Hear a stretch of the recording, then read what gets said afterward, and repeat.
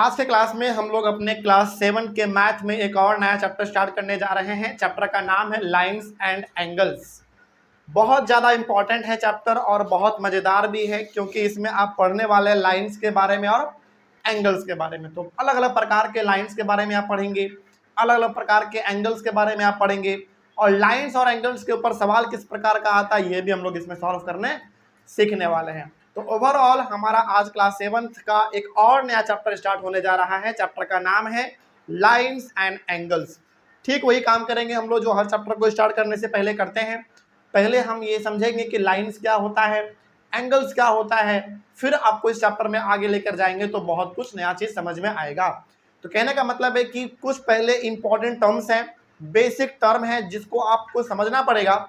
यदि आप उसको एक बार समझ जाएंगे तो आगे का रास्ता आपके लिए बिल्कुल साफ और क्लियर हो जाएगा। ठीक है, तो पहले आज से क्लास में हम लोग सीखने वाले हैं इंपॉर्टेंट टर्म्स, जिसमें आपको यह समझ में आएगा कि लाइन क्या होता है, लाइन सेगमेंट क्या होता है ना। उसके बाद हम लोग समझेंगे इंटरसेक्टिंग लाइन क्या होता है, पैरेलल लाइन क्या होता है। फिर चलेंगे एंगल्स में, तो समझेंगे कि acute angle, obtuse angle, right angle, complete angle, reflex angle, है ना, इन सबको समझेंगे। फिर complementary angle, supplementary angle, adjacent angles, इन अलग अलग प्रकार की चीजों के बारे में। फिर vertically opposite angle, linear pair of angles. तो कहने का मतलब बहुत सारे इसमें नए नए इंपॉर्टेंट टर्म्स हैं, उन सभी के बारे में हम लोग सीखेंगे। फिर इस चैप्टर में जब हम लोग आगे बढ़ेंगे तो फिर आपको एक कॉन्फिडेंस आएगा और आपको लगेगा कि वाकई में सब कुछ ठीक चल रहा है ना। तो चैप्टर का शुरुआत किया जाए तो पहले हम लोग के कुछ इंपॉर्टेंट टर्म्स को पढ़ेंगे, और जिसमें हम लोग ये समझेंगे कि अलग अलग टर्म्स का मतलब क्या है, ताकि आगे मिल जाए तो उसको दिक्कत, हम लोगों को दिक्कत ना हो। आइए शुरुआत करते हैं। कुछ इंपॉर्टेंट टर्म से हमारा ये चैप्टर स्टार्ट होगा, ध्यान से समझते चलिएगा, क्योंकि यदि आप इसको एक बार यहां पे समझ जाएंगे तो आगे का आपके लिए रास्ता बिल्कुल साफ हो जाएगा। इंपॉर्टेंट टर्म्स, जिसमें सबसे पहले हम लोग समझेंगे पॉइंट, जिसको हम लोग वर्टेक्स भी बोलते हैं, VARTEX। क्या बोलेंगे? पॉइंट, या फिर आप इसको क्या बोल सकते हैं और वर्टेक्स बोल सकते हैं। जैसे एग्जाम्पल के तौर पे इसको ऐसे समझ लीजिए, जैसे एक पॉइंट हमारा यहाँ, इसका नाम रखा हमने A, यहाँ पे इसका नाम है B, यहाँ पे इसका नाम C, यहाँ पे इसका नाम D। तो यहाँ जो आप ये देख पा रहे हैं A, B, C and D are the points. ये सब क्या है? पॉइंट्स है, या फिर आप इसको वर्टेक्स भी बोल सकते हैं, कोई दिक्कत। तो जो पॉइंट दिखता है ना, जैसे ए भी हमारा पॉइंट है, ये भी पॉइंट है, ये भी पॉइंट और ये भी पॉइंट है, तो A B C D are the points, या फिर आप इसको वर्टेक्स भी बोल सकते हैं। कोई डाउट नहीं इसमें, सिंपल सिंपल चीजें हैं, तो आराम से इसको समझते हुए हम लोग आगे बढ़ जाएंगे। पॉइंट हो गया, उसके बाद आप इसमें समझोगे line segment, LINE, line S, एक काम करिए, लाइन सेगमेंट, चले पहले इसी को समझ लेते हैं। लाइन सेगमेंट कोई दिक्कत नहीं होगा, पहले इसी को समझ सकते हैं हम लोग। लाइन सेगमेंट, आइए लाइन सेगमेंट के बारे में थोड़ा सा बात कर ले हम लोग। लाइन सेगमेंट दिखता कैसा है, थोड़ा सा उसके बारे में पहले हम लोग बात करेंगे। एग्जाम्पल देखिए, इसका एग्जाम्पल देखा जाए, ये हमारा एक स्ट्रेट है लाइन, और यहाँ पे इसका दो एंड पॉइंट होगा, इसका नाम मान लीजिए A और ये हो गया हमारा B। तो जिस भी लाइन का दो एंड पॉइंट हो उसको हम लोग क्या बोलेंगे? लाइन सेगमेंट बोलेंगे। एंड पॉइंट का मतलब हुआ कि इसको आप ना ही बढ़ा सकते हैं ना ही घटा सकते हैं, उसी प्रकार से इसको आप ना बढ़ा सकते हैं ना फिर घटा सकते हैं, तो इसको हम लोग कहते हैं लाइन सेगमेंट।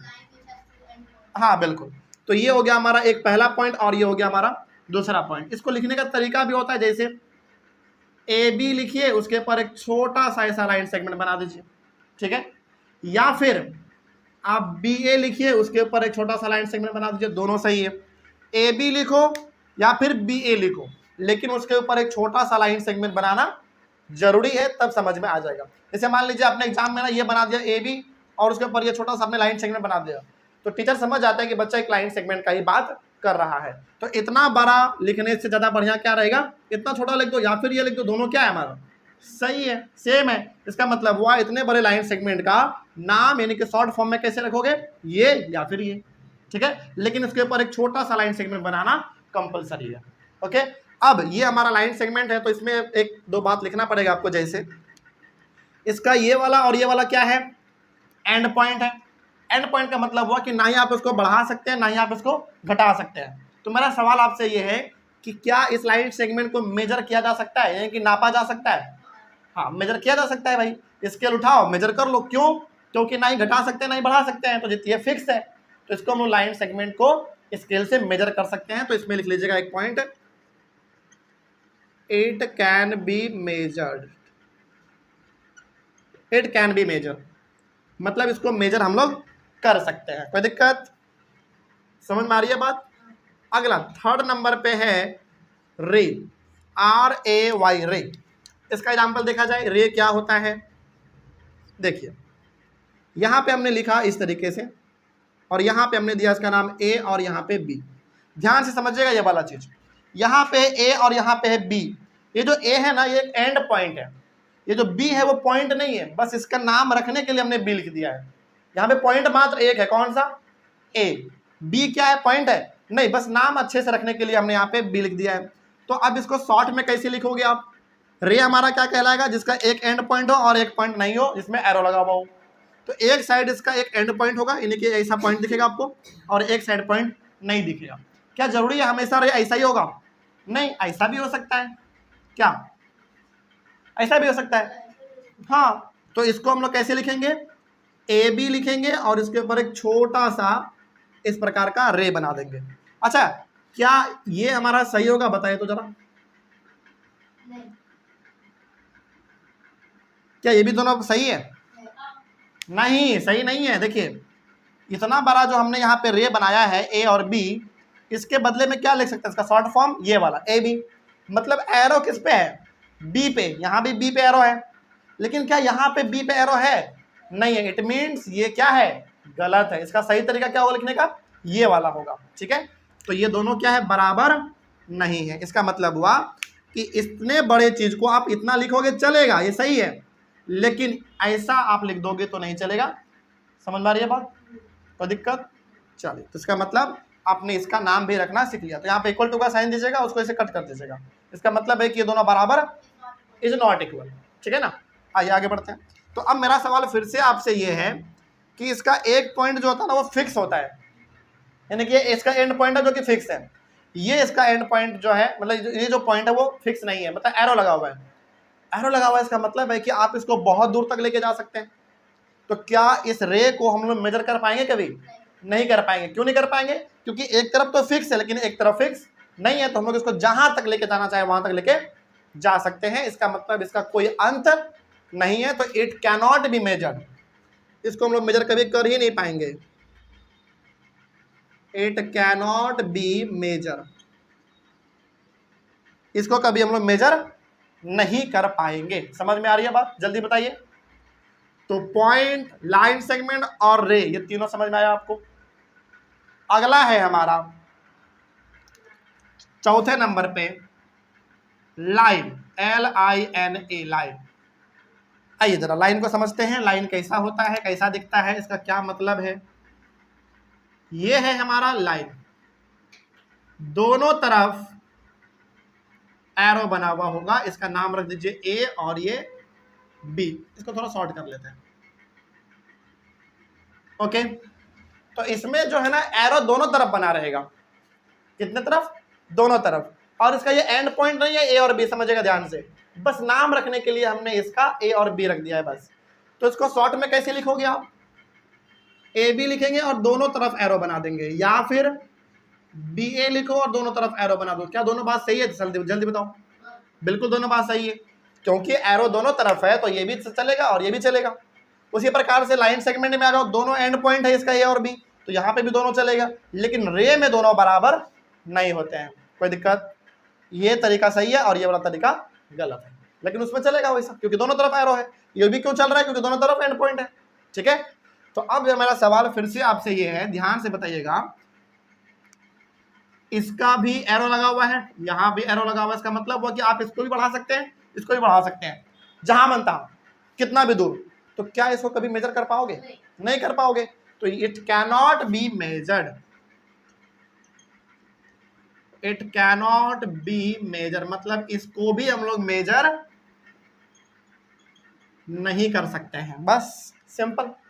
आगे बढ़े तो अब आइए अपने चैप्टर के हेडिंग पे। क्या हुआ था? लाइंस। क्या अब आपको समझ में आ गया लाइन क्या होता है? तो जब भी आपके सामने वर्ड आ जाए, हालांकि यार लाइंस लिखा हुआ मतलब एक से ज्यादा लाइन, लेकिन लाइन होगा कैसा? ऐसा होगा।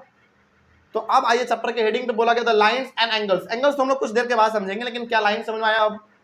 तो लाइन एक ऐसा लाइन होता है, मतलब लाइन एक ऐसा चीज होता है जिसका एंड पॉइंट नहीं होता है, दोनों तरफ एरो लगा रहेगा और दोनों तरफ आप उसको बढ़ा सकते हैं, कोई दिक्कत? इसका मतलब लाइन एक ऐसा लाइन है जिसको आप कभी मेजर कर ही नहीं पाओगे। समझ में आ गया बात? अब तो पहला चैप्टर का नाम था लाइन, वो आपने यहां पे समझ लिया। अगला एंगल्स, एंगल्स हम लोग कुछ देर के बाद समझ लेंगे। आगे बढ़े, आइए अगला है हमारा 5वें नंबर पे parallel lines, PARALLEL, parallel LINES lines. Parallel lines क्या होता है जरा समझते हैं इसको ध्यान से हम लोग। पहले इसका एग्जांपल देखिए, एक हमारा ये वाला लाइन है और एक हमारा ये वाला लाइन है, इसका नाम रखा हमने AB और इसका नाम रखा हमने CD। देखिए ध्यान से, पैरेलल लाइन ऐसा लाइन होता है जो कि दोनों एकदम बिल्कुल बराबर आगे बढ़ेगा, ना ही दोनों एक दूसरे से टकराएगा और ना ही दोनों एक दूसरे से दूर भागेगा, दोनों बराबर चलता जाएगा, बराबर चलता जाएगा। इसी लाइन को हम लोग कहेंगे पैरेलल लाइन। इसका मतलब हुआ ये AB है, ये सीधा ऐसे आगे बढ़ता रहेगा, ये भी CD आगे बढ़ता रहेगा, लेकिन दोनों कभी भी टकराएगा नहीं, कभी दोनों एक दूसरे के नजदीक नहीं आएगा और दोनों एक दूसरे से दूर भी नहीं भागेगा, दोनों बराबर हम सीधा आगे बढ़ता जाएगा, रेलवे ट्रैक के जैसा। रेलवे ट्रैक क्या कभी टकराता है ऐसा कहीं पे? बिल्कुल नहीं। हाँ, ऐसा वो कब ऐसा टकराता है? जहां पे ट्रैक चेंज करना होता है ना, वहां पे। लेकिन रेलवे लाइन हमेशा कैसा होता है? पैरेलल होता है। कोई दिक्कत इसमें? तो पैरेलल लाइन का मतलब होता है ऐसा दो लाइन जो कि बिल्कुल सीधा आगे बढ़ते रहेगा या फिर पीछे बढ़ते रहेगा, लेकिन कभी टकराएगा नहीं और दोनों एक दूसरे से कभी दूर भी नहीं भागेगा। ठीक है। अच्छा एक बात और, क्या इन दोनों लाइन के बीच में जो डिस्टेंस है हमेशा वो बराबर रहेगा? बिल्कुल बराबर रहेगा। मतलब यहां से लेकर यहां तक का जो दूरी है वही दूरी यहां भी होगा, जल्दी बोलो, यहां भी दूरी वही होगा। तो पैरेलल लाइन के बीच का जो दूरी होता है ना, जो डिस्टेंस होता है, वो हमेशा क्या रहता है? इक्वल रहता है, हमेशा बराबर रहेगा। क्या रहेगा? हमेशा बराबर। तो यहां पे आप लिख लीजिएगा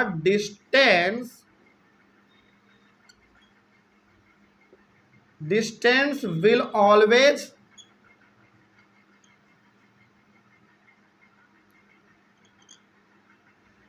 एक मिनट,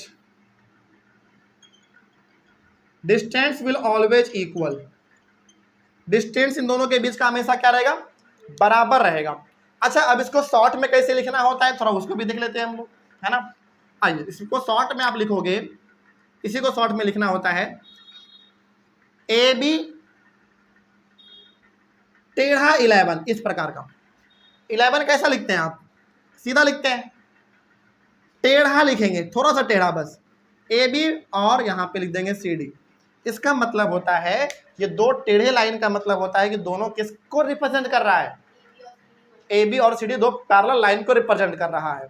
तो यहाँ पे AB का मतलब होगा ये वाला लाइन और CD का मतलब हो गया ये वाला लाइन। दोनों कैसा लाइन है? पैरेलल। तो उसके बीच में कैसा दोगे आप? ये वाला साइन दे देंगे, टेढ़ा L। L मतलब कि 11 आप सीधा लिखोगे ना, थोड़ा सा ऐसे टेढ़ा कर देंगे। हाँ बिल्कुल, इसको क्या बोलते हैं? टेढ़े लाइन को इज पैरेलल टू, क्या बोलते हैं? Is parallel to. अब इसको कैसे पढ़ेंगे पूरा देख लो, AB is parallel to CD। एक बार फिर से बोलिए, AB is parallel to CD। तो ये जो पैरेलल का साइन है ना, भले वो पैरेलल का साइन है लेकिन पढ़ते क्या है? Is parallel to, is parallel to. तो अब ये पूरा हो गया, AB is parallel to CD। Okay, तो कभी भी यदि ऐसा आपको मिल जाए AB is parallel to CD, इसका मतलब है कि दो लाइन रहा होगा AB और CD, और दोनों कैसे लाइन रहे होंगे? पैरेलल लाइन रहे होंगे। तो अब जरा बताइए, मान लीजिए यहां पे हमने लिखा EF is parallel to GH। इसका मतलब क्या हुआ? इसका मतलब हुआ कि EF और GH दो लाइन रहा होगा और दोनों कैसा लाइन रहा होगा, पैरेलल रहा होगा। इसका मतलब आप ऐसा बना सकते हैं, हाँ या ना, जल्दी बताओ। इसका नाम रख दो ई एफ जी और एच, दोनों पैरेलल है, जिसको कैसे लिखोगे आप शॉर्ट में, इतना लिखोगे, ठीक है। तो बस क्या पैरेलल लाइन समझ में आया, जल्दी बताइए। तो पैरेलल लाइन का सिंपल सा मतलब हो गया ऐसा दो लाइन जिसके बीच का डिस्टेंस हमेशा बराबर रहेगा, पहला बात। दूसरा बात, उस कभी वो एक दूसरे से टकराएगा नहीं, क्या कभी दूसरे से दूर भी भागेगा, नहीं भागेगा। उसके बाद इसको लिखने का तरीका क्या होगा, ए बी, ये टेढ़ा वाला 11 इज और सी डी, इसको पूरा पढ़ते हैं A B is parallel to C D. Okay, तो पैरेलल लाइन भी अब आपको समझ में आ गया। पैरेलल लाइन में बस आपको एक बात ध्यान रखना है कि दो ऐसा लाइन जिसके बीच का हमेशा डिस्टेंस क्या रहेगा, सेम रहेगा, ना टकराएगा एक दूसरे से, ना कभी एक दूसरे से दूर भी भागेगा। बस आइए आगे बात करते हैं। अगला हमारा पांचवा हो गया, 6वां नंबर पे इंटरसेक्टिंग।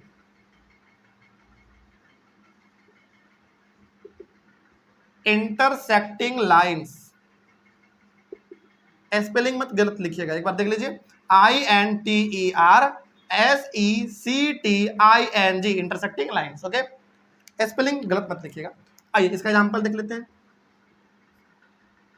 दो लाइन होगा हमारे सामने, एक ये वाला और एक ये वाला। ओके, नाम इसका रख देते हैं, चलिए मान लीजिए ए बी और ये सी डी। ओके, जब दो लाइन आपस में टकरा जाए उस दोनों लाइन को हम लोग क्या बोलेंगे, इंटरसेक्टिंग लाइंस। ओके, और यहाँ पे इस पॉइंट पे टकरा रहा है ना, इस पॉइंट को ओ मान लीजिए, और जिस पॉइंट पे दोनों टकराएगा उस पॉइंट को हम लोग कहते हैं पॉइंट ऑफ इंटरसेक्शन। क्या बोलेंगे, पॉइंट ऑफ इंटरसेक्शन। तो ये वाला पॉइंट हमारा कहला जाता है पॉइंट ऑफ इंटरसेक्शन।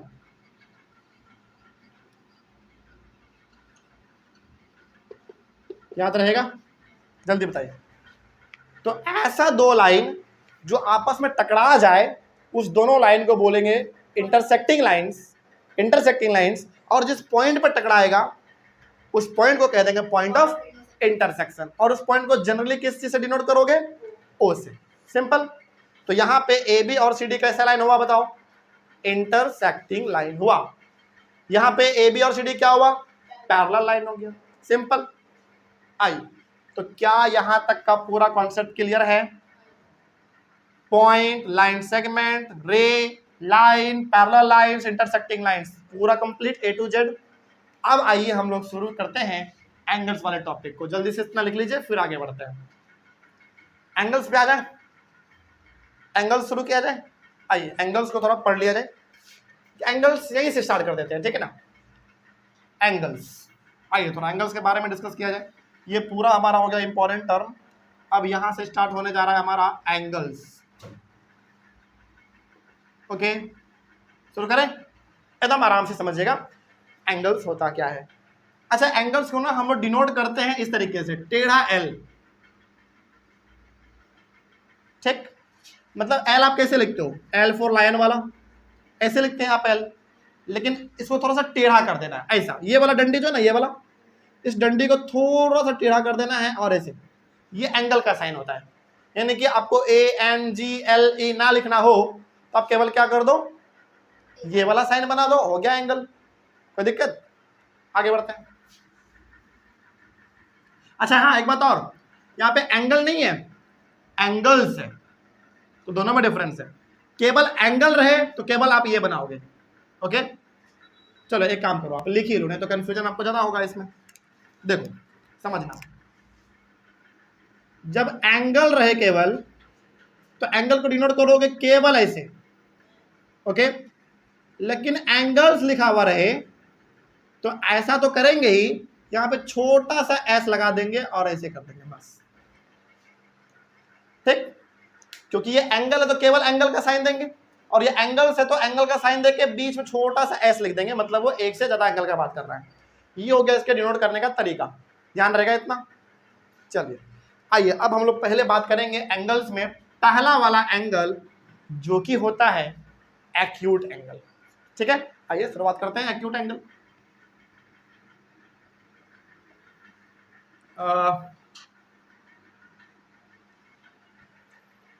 हाँ चलिए, एक्यूट एंगल से एक काम करो और रुक जाओ, इसी में लिख लेना। एंगल को पढ़ने से पहले ना एक एग्जांपल भी आप समझ लीजिए कि एंगल बनता कैसे है। देखिए,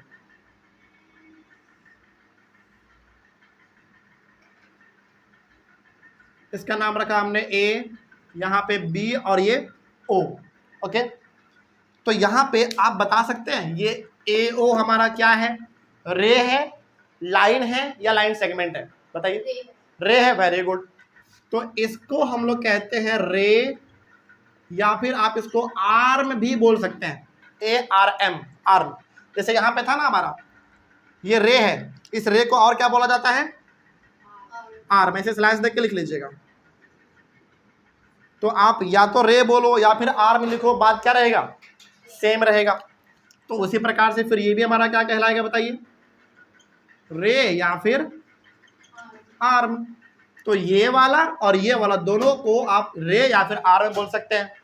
अब बताइए फिर ये वाला, ये चीज क्या कहलाएगा? ये पॉइंट है, या तो आप इसका पॉइंट बोल देंगे या फिर वर्टेक्स बोल देंगे, क्योंकि पॉइंट का हमने दो नाम बताया आपको, या तो पॉइंट या फिर वर्टेक्स। तो ये आपका कहलाता है पॉइंट या फिर वर्टेक्स, पॉइंट या फिर वर्टेक्स, बस सिंपल। अब एक चीज आपको यहाँ पे दिख रहा है, अजी थोड़ा ध्यान से समझिए, ये AO और OB दो रे है। क्या इन दोनों रे के बीच में जो झुकाव दिख रहा है, ये दिख रहा है आपको? इसी को कहेंगे एंगल। क्या बोलेंगे? इसी को बोलेंगे हम लोग एंगल। और एंगल को हमेशा किस में मेजर किया जाता है? डिग्री में। तो ब्रैकेट में लिख दीजिएगा डिग्री, DEGREE, डिग्री। पहले इतना बना लीजिए, पहले आप एंगल्स हेडिंग दे दीजिएगा, मेन टॉपिक आपका एंगल को ऐसे डिनोट करते हैं, एंगल्स को ऐसे करते हैं, और एक एग्जांपल जिसमें हमने आपको बताया कि एंगल कब बनता है। एंगल ध्यान रखिए, एंगल तभी बनेगा जब दो रे या फिर लाइन सेगमेंट झुका हुआ हो और उसके बीच में थोड़ा झुकाव आपको दिख रहा हो। जैसे यहाँ पे हमारा ये रे और ये रे, इसके बीच में झुकाव है ना, इसी झुकाव को हम लोग क्या बोलते हैं? एंगल बोलते हैं। और एंगल को हमेशा मेजर किस में करते हैं? डिग्री में करते हैं। जैसे 20 degree, 40 degree, 50 degree, 90 degree, 110 degree, इस प्रकार का। तो ये वाला रे या फिर आर्म दोनों बोल सकते हैं, इसको भी सेम चीज, ये पॉइंट या फिर वर्टेक्स, और इसको एंगल, जिसको मेजर करते हैं हम लोग किसमें? डिग्री में। ओके, तो ये हो गया एंगल का बेसिक इंफॉर्मेशन। अब हम लोग बात करेंगे एंगल्स के अलग अलग टाइप्स के बारे में। आइए शुरू करते हैं। सबसे पहला टाइप आपको पता है क्या होने वाला है? Acute angle. आइए शुरू करते हैं। Acute angle. एक्यूट एंगल का पहले आप एक एग्जांपल देख लो। ये ट्रायंगल है हमारा, नाम रखा हमने इसका A, B और C। क्या यहाँ पे 3 एंगल बन रहा है? बताइए। एक एंगल यहाँ, एक एंगल यहाँ और एक एंगल यहाँ, जल्दी बताइए। तो इन तीनों का जो वैल्यू है ना, वो 0 से बड़ा होगा लेकिन 90 डिग्री से छोटा होगा।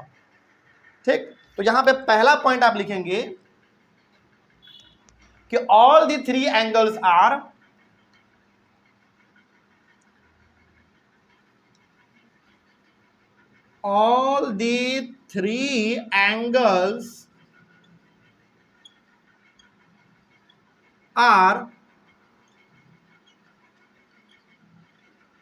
मोर देन 0 डिग्री।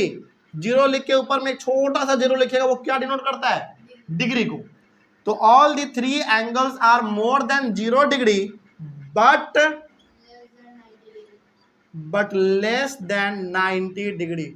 इसका मतलब हुआ कि ये वाला एंगल भी, ये वाला भी और ये वाला भी, तीनों एंगल 0 से बड़ा होगा लेकिन तीनों 90 से छोटा होगा। इसका मतलब हुआ कि हो सकता है एक 50 हो जाए, एक 30 हो जाए, एक 70 हो जाए, ऐसा कुछ होगा, लेकिन तीनों का तीनों एंगल 0 से हमेशा बड़ा होगा लेकिन 90 से हमेशा छोटा ही होगा।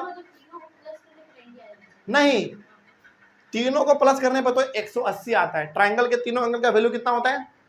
180 होता है। तो वो नहीं बोल रहे हैं हम बस ये बोल रहे हैं कि तीनों एंगल का वैल्यू जो है वो हमेशा 0 से बड़ा लेगा लेकिन तीनों का वैल्यू 90 से छोटा होगा। इसका मतलब हुआ कि कोई भी एंगल 90 से बड़ा नहीं हो सकता है, मतलब 90 भी नहीं होगा, 90 से छोटा होगा हमेशा। मोर 89 तक चलेगा। जैसे कि ये एंगल है उसको एक इनसाइड की 89 एंगल बोल दो। हाँ तीनों में से किसी को। हाँ बिल्कुल। और 90 और 0 नहीं बोल। नहीं, मतलब कोई भी एंगल इसमें 0 नहीं हो सकता, कोई भी एंगल 90 नहीं हो सकता, फिर हो क्या सकता है 0 और 90 के बीच का। इसका मतलब 1 से लेकर 89 तक। तो ओवरऑल आप इसको कैसे बोलोगे, मोर देन 0 डिग्री, यानी कि 0 से बड़ा बट लेस देन 90 डिग्री, मतलब 90 से छोटा। इसका मतलब 1 से लेकर कहां तक 89 तक। ठीक, 89.9। हाँ चलेगा, कोई दिक्कत नहीं इसमें।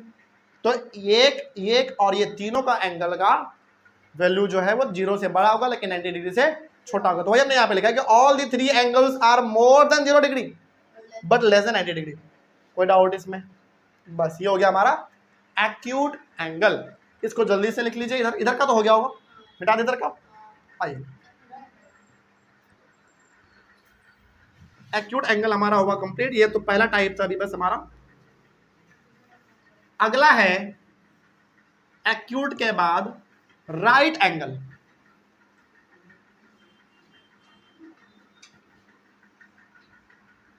ये एंगल का हुआ पहला टाइप। दूसरा टाइप है राइट एंगल।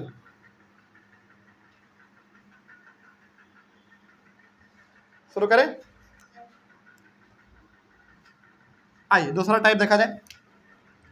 दूसरा type right angle, RIGHT, right. Right angle के बारे में आप लोगों को पता है पहले से। एग्जाम्पल देख लीजिए इसका।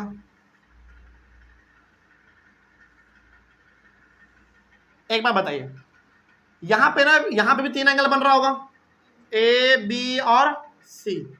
तो यहां भी एंगल बन रहा है और यहां भी एंगल बन रहा है और यहां भी एंगल बन रहा है। तो इसका ये वाला जो एंगल होता है ना वो 90 होता है। कितना होता है? 90 डिग्री। इसका मतलब हुआ कि इसके पास 3 एंगल है, तो 3 एंगल में से कोई एक एंगल भी यदि 90 के बराबर है तो वो कैसा एंगल कहलाएगा? राइट एंगल कहलाएगा। समझिए एक बार फिर से। यहां पे ये हमारे पास ABC, ठीक, ये भी एंगल है हमारा, ये भी एंगल है और ये भी एंगल है, लेकिन ये वाला एंगल एग्जैक्ट 90 के बराबर है। इसका मतलब कि 3 एंगल में से कोई एक एंगल भी यदि 90 के बराबर हो गया तो वो किसका एग्जांपल होगा? राइट एंगल का एग्जांपल होगा। तो यहां पे आप एक पॉइंट लिखेंगे, any one angle is equal to कितना? 90 डिग्री। मतलब इसके पास 3 एंगल है, एक यहां और एक यहां। तो तीनों में से कोई एक एंगल भी 90 के बराबर है तो वो कहलाएगा राइट एंगल। और यहां पे 90 कहां पे बताओ? बी पे है, ठीक है। तो any one angle is equal to 90 degree हो गया हमारा राइट एंगल का एग्जांपल। आ गया ये थर्ड नंबर पे। थर्ड नंबर पे obtuse angle, OBTUSE, obtuse angle. आइए जरा इसके बारे में भी देखा जाए, क्या है ये ऑब्ट्यूज एंगल। ऑब्ट्यूज एंगल का एग्जांपल देखिए, ये कुछ ऐसा होता है, ओके। ये इसको मान लीजिए AB और ये C। तो यहां जो एंगल बन रहा है, केवल यहां पे ही नहीं, एंगल यहां भी बन रहा है और ये एंगल यहां भी बन रहा है, ओके। एंगल यहां भी है, यहां भी और यहां भी है। तो जिस तरीके से आपने यहां पे बोला था ना कि यहां भी 3 एंगल है, तो तीनों एंगल का जो वैल्यू है वो 0 से बड़ा होगा लेकिन 90 डिग्री से छोटा होगा। इसमें आपने बोला कि 3 एंगल यहां भी है लेकिन तीनों में से कोई एक एंगल भी 90 के बराबर है तो राइट एंगल हो गया। यहाँ पे ऑब्ट्यूज एंगल, इसके पास भी 3 एंगल है, इसके पास भी 3 एंगल में से यदि कोई भी एंगल, एक भी एंगल 90 से बड़ा हो गया और 180 से छोटा हो गया तो हम लोग उसको बोलेंगे ऑब्ट्यूज एंगल। तो यहाँ पे आप सेम स्टेटमेंट लिखेंगे वही वाला, बस थोड़ा सा चेंज करना है इसमें। ऑल दी 3 एंगल्स, अच्छा उसमें तो ऑल था, इसमें आप लिखोगे एनी वन,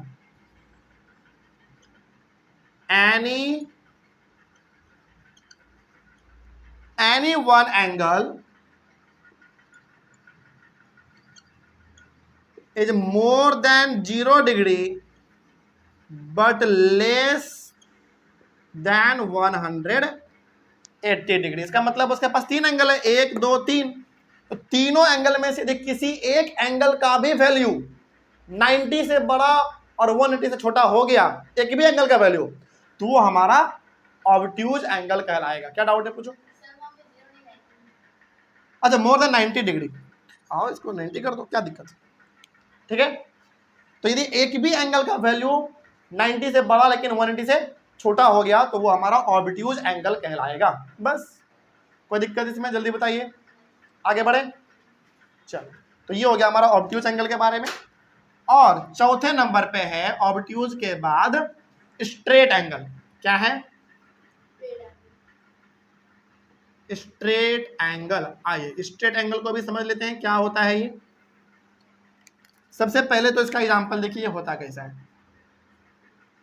ये मान लीजिए हमारा एक स्ट्रेट लाइन है, यहाँ इसका नाम रखा हमने ए और बी, और यहाँ पे एक पॉइंट है जिसका नाम रखा हमने ओ।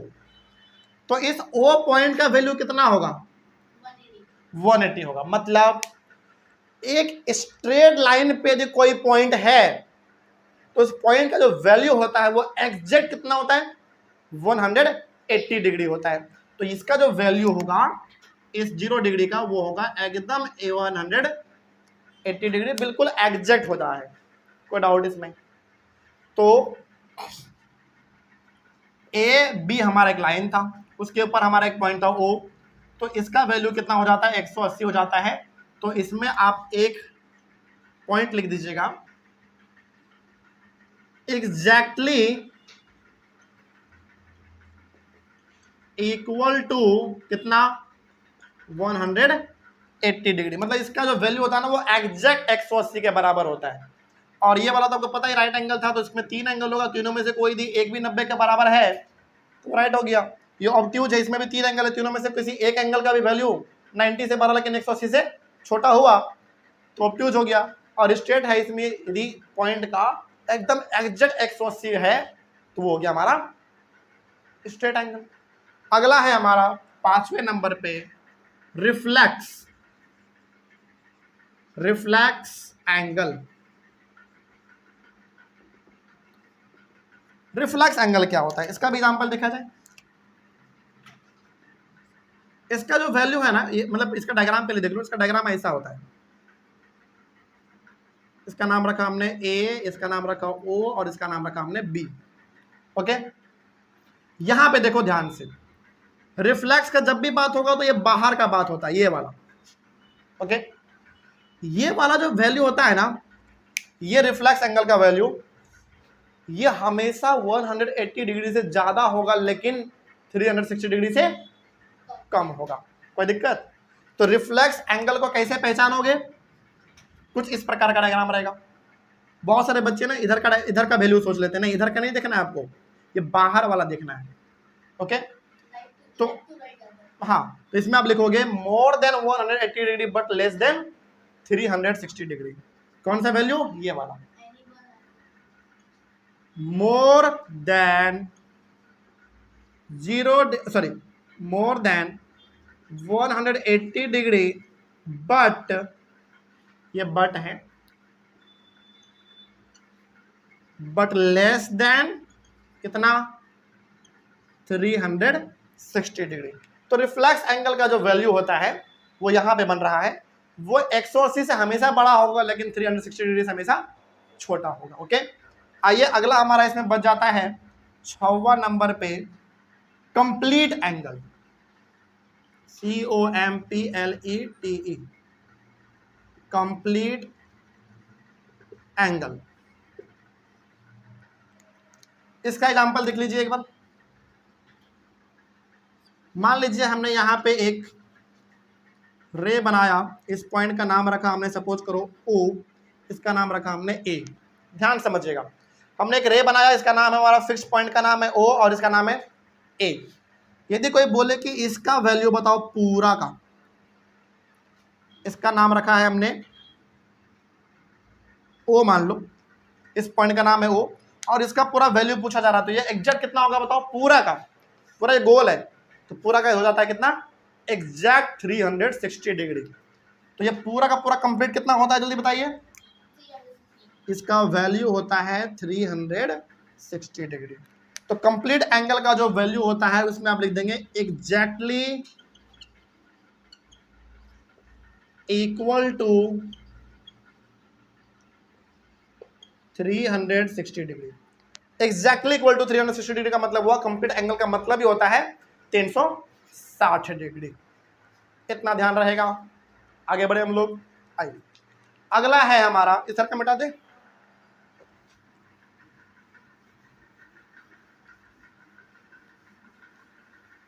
कितना हो गया? 6। 7वें नंबर पे होता है कॉम्प्लीमेंट्री एंगल।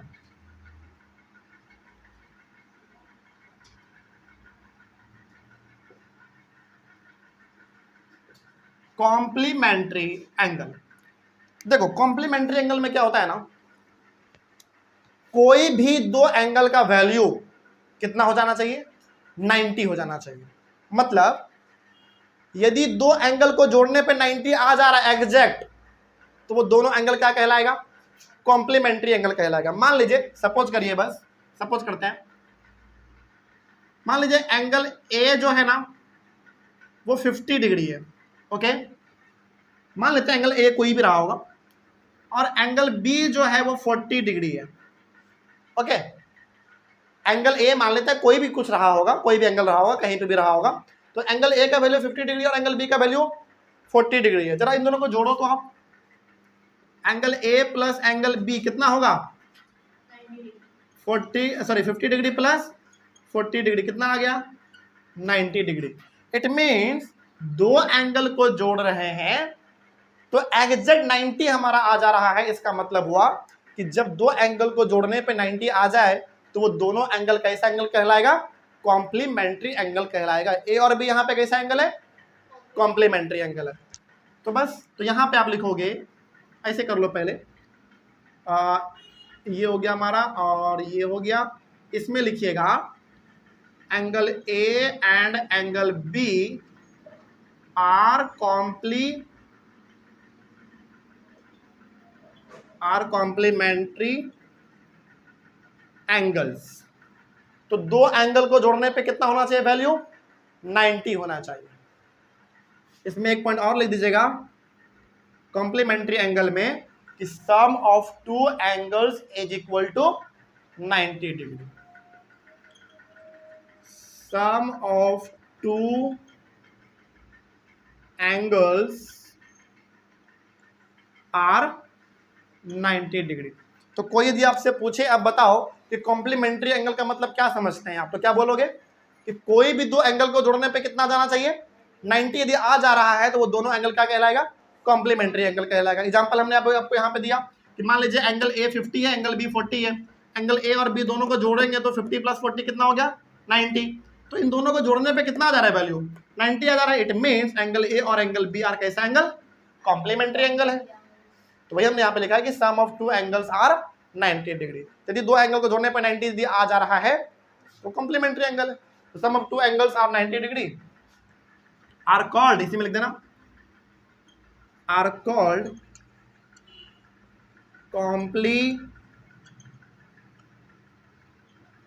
Complementary angles. बस सिंपल। तो जिस तरीके से कॉम्प्लीमेंट्री है उसी तरीके से सप्लीमेंट्री भी होता है।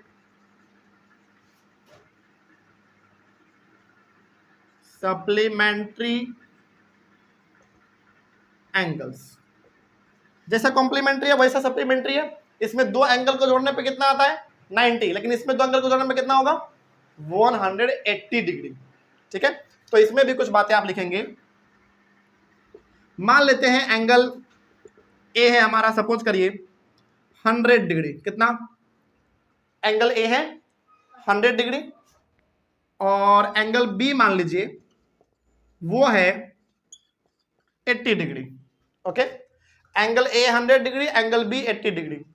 तो यदि मैं इन दोनों को प्लस करूं, angle A plus angle B कितना होगा भाई?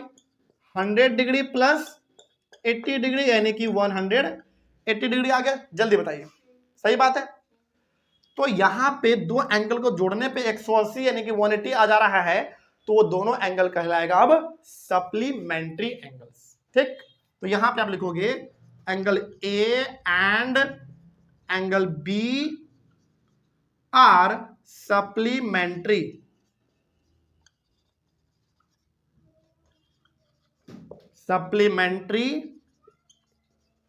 एंगल्स।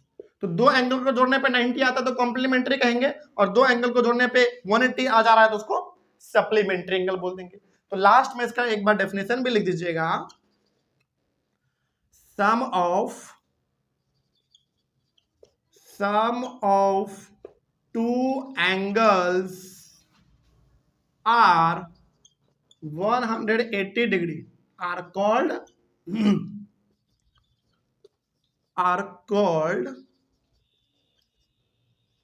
supplementary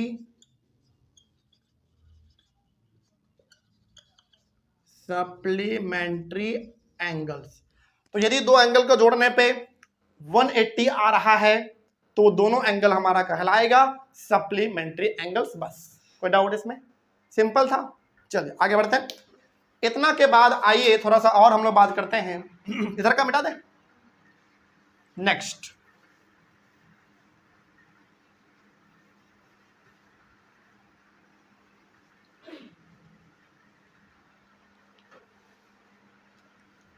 है 8वें नंबर के बाद 9वें नंबर पे आ जाइए। 9वां नंबर है हमारा linear pair of angles. Okay, linear pair of angles.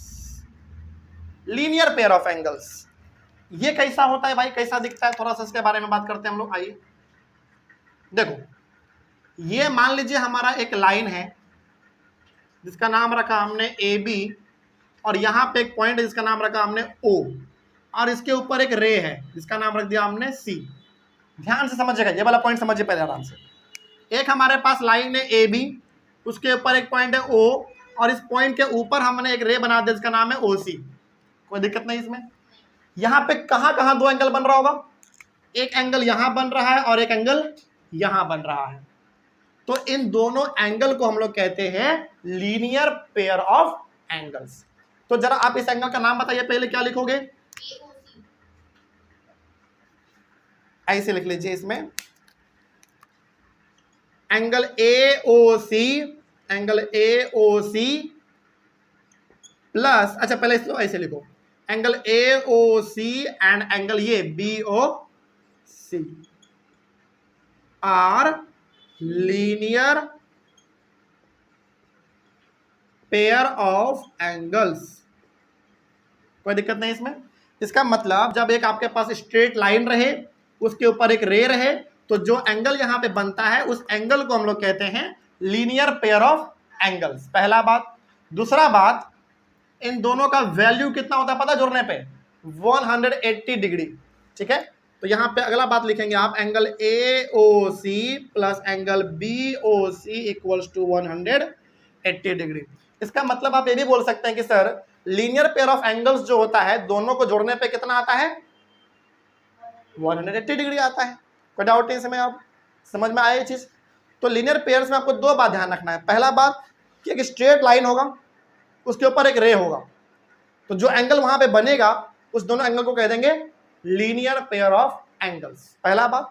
दूसरा बात, लीनियर पेयर ऑफ एंगल्स को जोड़ने पे वैल्यू कितना आता है दोनों का बराबर? कितने के बराबर आएगा? 180 के बराबर आएगा। कोई दिक्कत नहीं। आगे अगला है हमारा 10 नंबर में vertically opposite angle. Vertically opposite angles ये कैसा होता है, थोड़ा इसके बारे में भी देख लिया जाए। पहले इसका एग्जांपल देखिए। देखिए यहां पे हमारे पास दो लाइन है ऐसा, एक का नाम रखा हमने ए बी और दूसरे का नाम रखा हमने सी डी। कहां पे कट कर रहा है? ओ पे कट कर रहा है। क्या ये इंटरसेक्टिंग लाइन नहीं लग रहा आपको? बताइए। बिल्कुल है भाई। और इस पॉइंट का नाम हमने क्या रखा था? Point of intersection. Very good. तो जरा यहां पे आपको दिख रहा है एक चीज, जरा देखिए ध्यान से। दो लाइनें ए बी और सी डी दोनों एक दूसरे को कट कर रहा है किस पे? ओ पे। तो इस केस में ये वाला एंगल इसके बराबर हो जाता है और ये वाला एंगल इसके बराबर हो जाता है। ध्यान रहेगा, जल्दी बताइए। ज्यादा कंफ्यूजिंग लग रहा है ना, एक मिनट रुक जाओ बस। हो गया। अच्छा वैसा ही बना देते हैं, रुक जाओ, ज्यादा और सिंपल हो जाएगा आपके लिए। ए बी सी डी, इसमें क्या होगा, ये वाला एंगल इसके बराबर और ये वाला एंगल किसके बराबर, इसके बराबर। इसी और इस पॉइंट का नाम आप ओ रख दो। इसी को हम लोग कहते हैं वर्टिकली अपोजिट एंगल। ठीक है, आइए इसमें कुछ बातें हम लोग लिख लेते हैं। पहला इस एंगल का नाम बताइए, ए ओ सी, और दूसरा बी ओ डी, क्योंकि ये दोनों बराबर है, आया ना, बिल्कुल। तो angle A O C equals to angle A O C, यानी कि ये वाला एंगल बी ओ डी के बराबर होगा। कोई दिक्कत नहीं। क्यों बराबर हुआ, क्योंकि दोनों क्या है, वर्टिकली अपोजिट एंगल है। तो ये वाला इसके बराबर हो जाता है और ये वाला इसके बराबर। इस वाले का नाम बताओ, A O D. Angle A O D equals to angle ये वाला बी ओ सी। बस। तो वर्टिकली अपोजिट एंगल में आपको एक ही बात ध्यान रखना है, पहला बात कि ये वाला एंगल इसके बराबर हो जाता है और ये वाला एंगल इसके बराबर हो जाता है। सिंपल है, इसी को हम लोग कहते हैं वर्टिकली अपोजिट एंगल्स। तो इसको जल्दी से लिख लीजिए। और आज के क्लास में हम लोगों ने लाइंस एंड एंगल्स को, जो हमारा चैप्टर है, लाइंस भी हमने समझ लिया क्या होता है और एंगल्स भी हमने समझ लिया क्या होता है। अब हम लोग चलेंगे कुछ नए प्रकार के चीजों पे। तो आज का क्लास बेसिकली आप कह सकते हैं इंट्रोडक्शन क्लास था, इंपॉर्टेंट टर्म्स वाले क्लास थे, जिसमें आपने अलग अलग प्रकार के कॉन्सेप्ट को समझा है। यहां तक मेरे हिसाब से आपको डाउट नहीं होना चाहिए। तो कल हम लोग मिलेंगे कुछ और नए कॉन्सेप्ट के साथ, कुछ और नई चीजों को हम लोग कल डिस्कस करेंगे। तो मिलते हैं हम लोग कल, तब तक के लिए thank you very much and have a nice day.